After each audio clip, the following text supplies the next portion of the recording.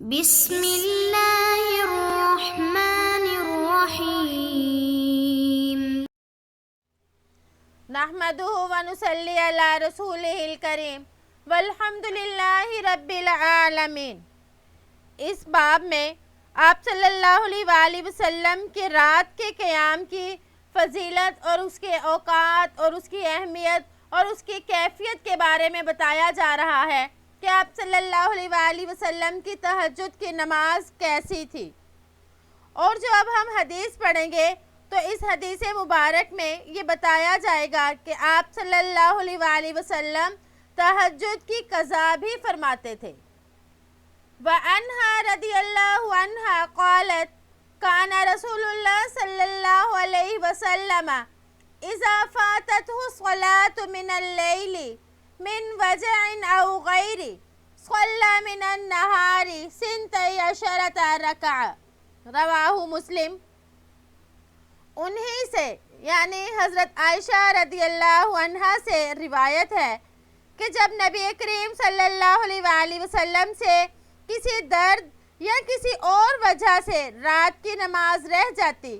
تو آپ صلی اللہ علیہ وآلہ وسلم دن کو 12 رکعتیں ادا فرماتے تھے۔ مسلم نے اس کو روایت کیا۔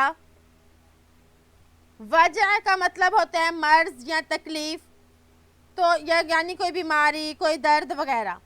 تو اس میں بتایا کہ آپ صلی اللہ علیہ وآلہ وسلم کی رات کی نماز کسی بھی عذر کی وجہ سے اگر قضا ہو جاتی تو آپ صلی اللہ علیہ وآلہ وسلم دن میں اس قضا نماز کو پڑھ لیتے تھے۔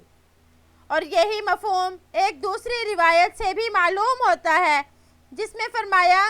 کہ آپ صلی اللہ علیہ وآلہ وسلم جب کوئی عمل شروع کرتے تو اس کو مستقل کرتے تھے،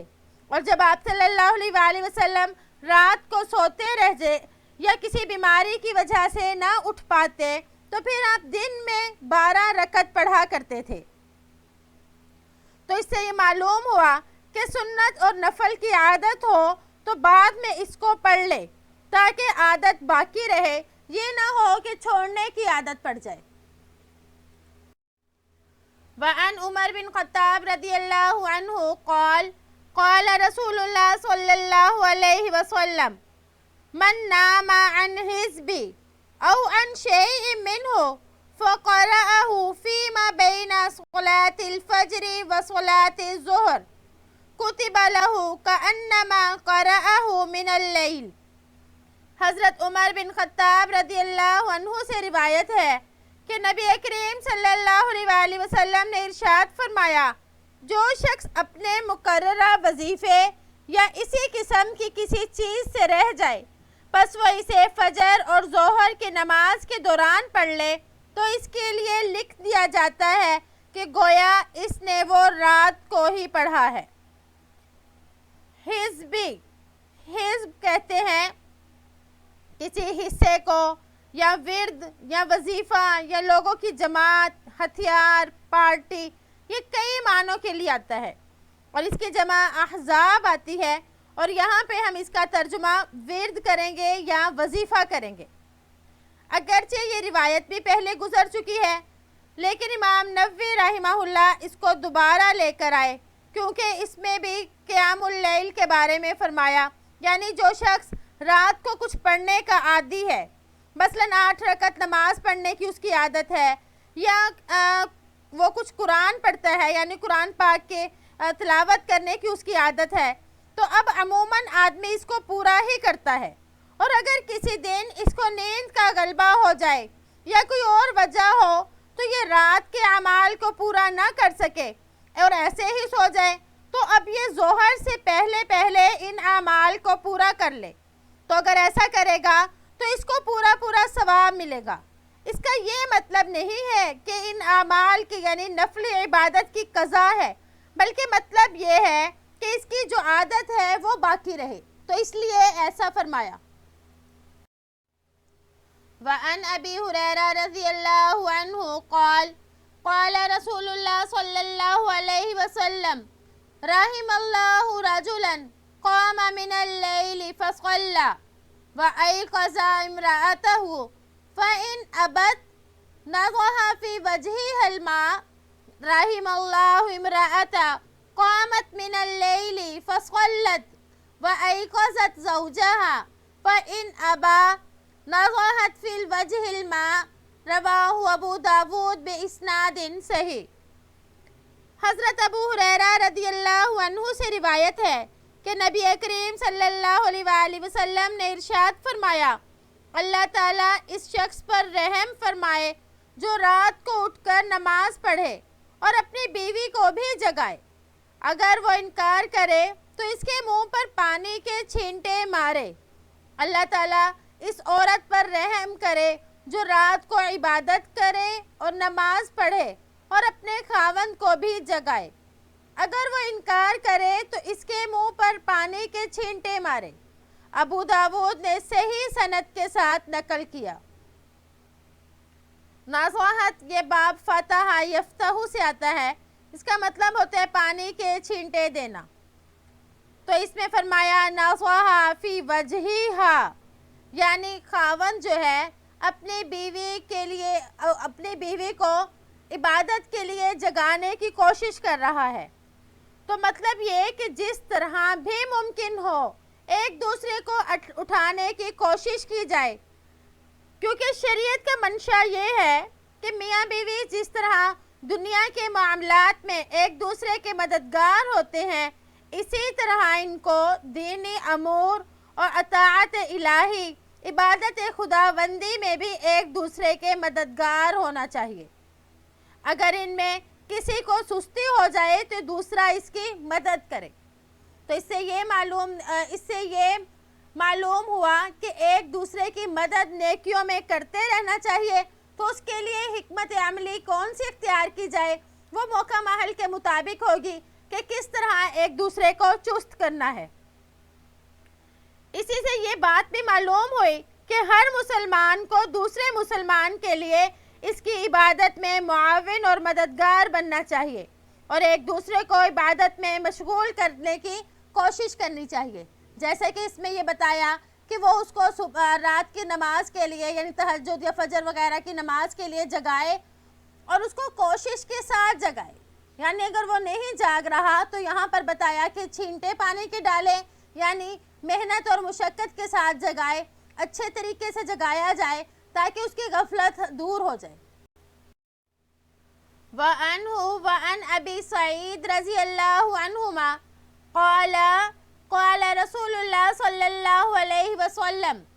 اذا ایقظ الرجل اہلہ من اللیل فصلیا او صلی رکعتین جمیعا کتب فی الذاکرین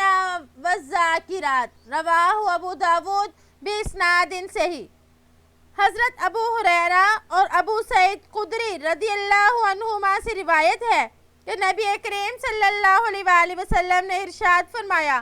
جب آدمی اپنے گھر والوں کو بیدار کرے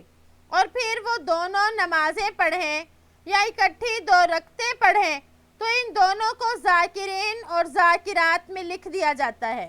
ابو داود نے سند صحیح کے ساتھ نقل کیا۔ اس حدیث میں بھی یہ بتایا، یعنی جب ایک شخص اس آدمی کی عادت کے بارے میں بتایا کہ جو کہ اپنی بیوی کو نوافل اور عبادت کے لیے آمادہ کرتا ہے، پھر یہ دونوں میاں بیوی اللہ تعالیٰ کی عبادت میں مشغول ہو جاتے ہیں، تو ان کے بارے میں فرمایا کہ اللہ تعالیٰ انہیں ذاکرین اور ذاکرات میں لکھ دیتے ہیں۔ تو اس کا مطلب یہ کہ نیک مردوں اور نیک عورتوں میں ان کا شمار ہوتا ہے،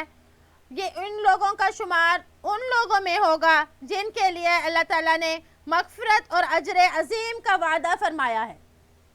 تو اس میں بھی رات کی نماز کی فضیلت معلوم ہوئی اور ایک دوسرے کو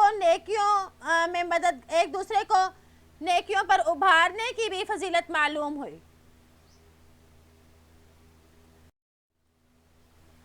وعن عائشہ رضی اللہ عنہا ان النبی صلی اللہ علیہ وسلم قال اذا نعس احدکم فی الصلاة فلیرقد حتى يذهب عنه النوم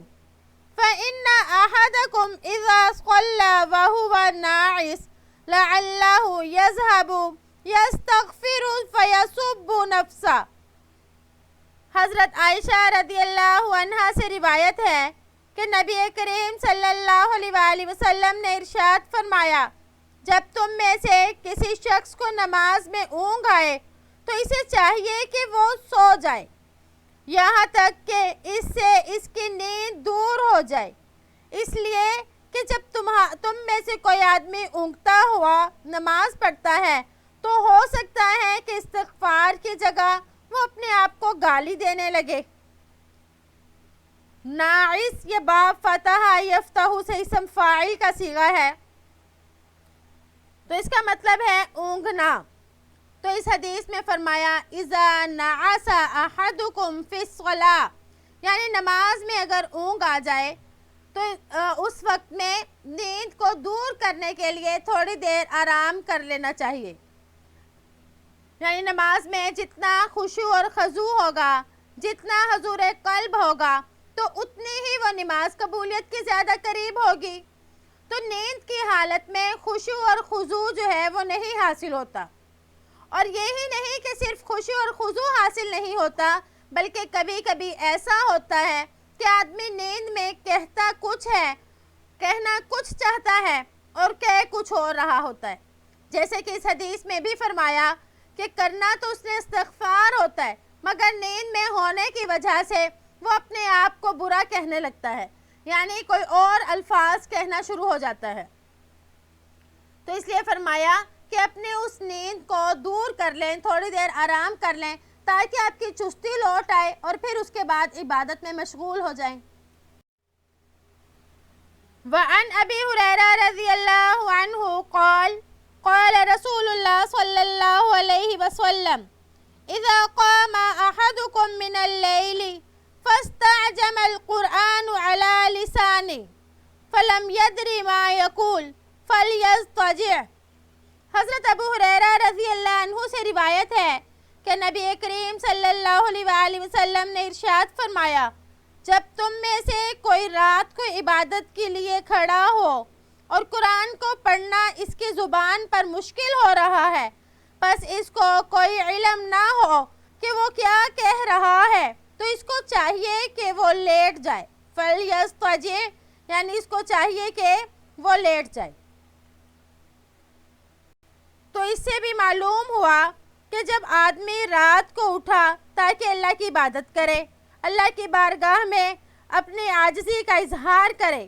مگر تھوڑی ہی دیر کے بعد اس کو سستی اور اونگ آنے لگ جائے، تو اس کو چاہیے کہ اب وہ تھوڑی دیر اور آرام کر لے تاکہ اس کی چستی لوٹ آئے، پھر وہ دل جمیع کے ساتھ اللہ کی عبادت کر سکے۔ تو علماء فرماتے ہیں جس طرح اونگ کی حالت میں نماز پڑھنے کو منع فرمایا، تو اسی طرح ہر وہ وقت جس میں خشوع اور خضوع اور حضور قلب حاصل نہ ہو سکے تو اس وقت بھی نماز نہ پڑھے، بلکہ اس سے فارغ ہو جائے اور اس سے فراغت کے بعد دل جمیع کے ساتھ نماز پڑھے۔ تو اللہ تعالیٰ سے دعا ہے کہ ہم نے جو پڑھا اللہ تعالیٰ ہمیں اس پر عمل کرنے کی توفیق عطا فرمائے۔ امید ہے کہ آپ کو آج کا سبق سمجھ آ گیا ہوگا۔ السلام علیکم ورحمۃ اللہ وبرکاتہ۔